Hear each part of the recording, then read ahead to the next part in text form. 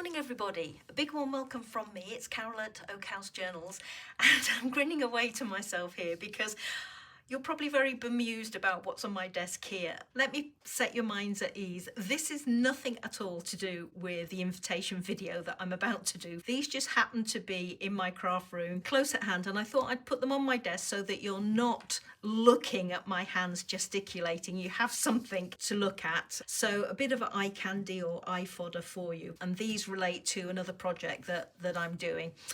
Anyway, enough of that. This is the invitation video to the November Oak House Journals tag swap.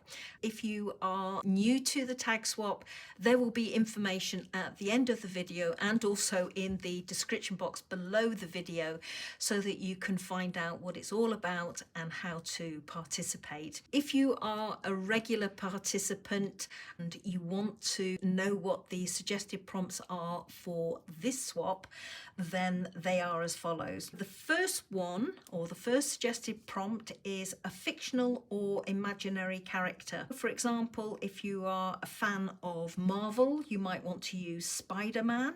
If you are a fan of Disney characters, you might want to use Shrek or one of the characters out of Frozen. If you are into books, say for example, The Wind in the Willows or Alice in Wonderland, you might want to use one of those characters. If you are wanting something that is going to fit in with one of your journals, for example, you might be doing a fairy journal, then you could use a fairy.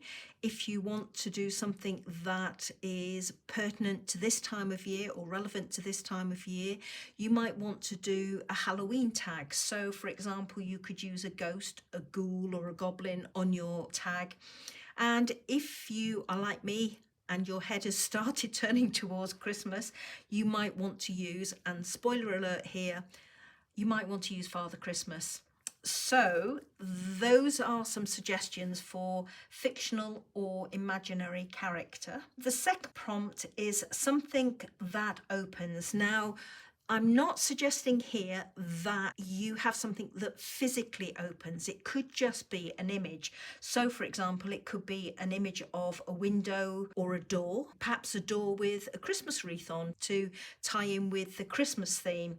If you want to tie it in with the Halloween theme, then perhaps you could have an image of a coffin. If you want something that physically opens, then obviously you could use any of those suggestions that I've given you and work out a way for them to open. Or you could have something like an envelope, because an envelope will open, it has a flap on it. You could use something like a coin pocket or a salary envelope, I think they're sometimes called, because again, those have flaps and they open. But if you want something really, really simple for this prompt, you could just do a side tuck or a pocket, because they obviously open to allow you to pop something inside. So that's the second prompt, something that opens. And the third prompt is a charm or a dangle that you've made. Now, I've got here some little store-bought charms. Now, I would say that these wouldn't hit the prompt unless you do something with them. And that something you do with them might be that you use some alcohol ink or some paint on them to decorate them, or you put them against a piece of fabric or a piece of lace. What I'm suggesting is you've got to do something with these other than just put them on your tag.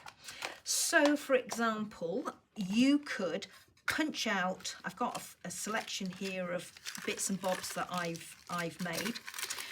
You could punch out some mini tags, put an eyelet in it and put some paper on top, and I would say that would hit the prompt because you've made it. Similarly, this is a little frame that I've made with an image inside, and I've put it on a lobster clasp with a little bead on the top. That's something that's made. You could use these little chipboard letter pieces. These are ones I've decorated, so I can't actually show you, but these are chipboard pieces, and I've put paper on the top, sanded them over, put a little gem on. What else have I got here? This is a dangle that I've put some pieces of necklace on. This is an image that I've just punched out of a book, and I've put embossing powder over the top. You could use glossy accents, and I've just put it on a bowl pin with a few beads.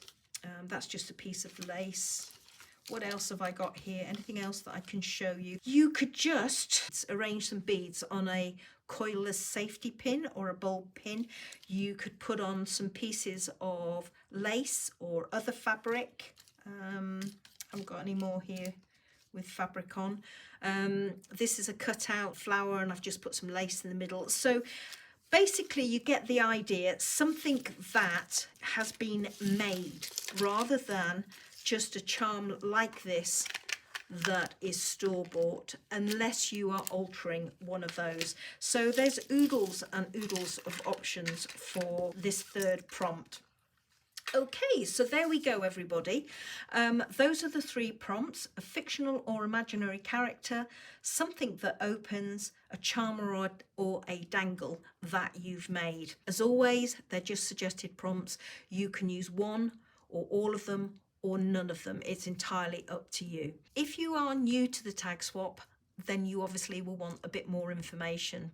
So the first thing I would say to you is that the tag swap is open to absolutely anyone, regardless of where you live. It is also open to anyone regardless of your experience in crafting and also with regards to what craft you do. The tag size that you make is entirely up to you, but I would suggest that you make a tag that is suitable for fitting into a book or a journal.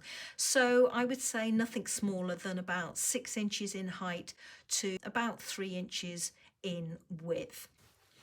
So how do you participate in the Oak House Journals tag swap? Well, below the video there is my email address, and I ask you to send me 4 pieces of information by 12 noon Greenwich Mean Time on the 31st of October, because on the 1st of November I will do another video on my channel picking out your tag swap partners. The 4 pieces of information that I ask you to send me are again detailed in the description box below the video, but very quickly they are. The first thing I need is your name. So I need your Christian name and your surname. I don't want your YouTube name or your Instagram name. I just want your Christian name and your surname. The second piece of information I need from you is the country in which you live. Not your full address, just the country. The third piece of information I need from you is how many tag swap partners you would like. And the only thing I ask you to bear in mind here is that if you ask for a load of tag swap partners, say 6, 8, 10 tag swap partners, you will be making a tag for each one of those tag swap partners, and you will also have to pay the postage or the shipping cost to put those tags in the post to your tag swap partners. The last piece of information that I need from you is an either-or option. Whether you want an international tag swap partner, i.e. one that lives anywhere in the world, or one that lives in your own country. Now, you can't choose a specific country with this second part.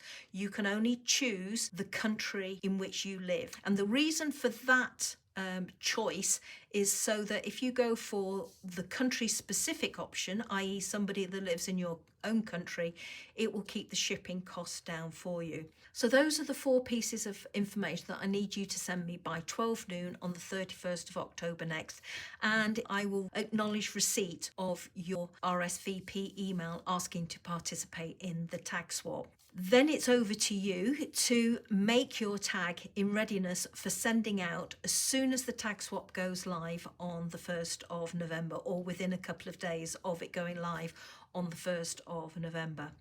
Can I just make one final point here, and that is we as crafters love sharing our stash and sending out happy mail, but this is a tag swap and only a tag swap. So if you are new to crafting and don't have a big stash, or your budget is tight, please, please, please don't feel obligated to send out happy mail. You don't have to do that by any means. This is purely a tag swap. What I would say to you though is if you do intend to send out Happy Mail with your tag, be mindful of how much it is going to cost when you ship it in the post, and also importantly, let your tag swap partner know so that if they want to reciprocate, they can do. If they can't reciprocate or they don't want to, they in turn can let you know. Okay, everybody, that is all I need to say. If you have any other questions or if you're nervous about taking part in the November Oak House Journals tag swap, please just use that email address that I've mentioned that's in the description box below the video to let me know what questions or queries you have or reassurance you need, and I will do my best to come back to you with answers to those questions or queries. There we go, everybody. That's all I'm going to say now. Take care. Do hope you participate because these tag swaps are great fun, and I look forward to seeing you in the next video. Bye bye now.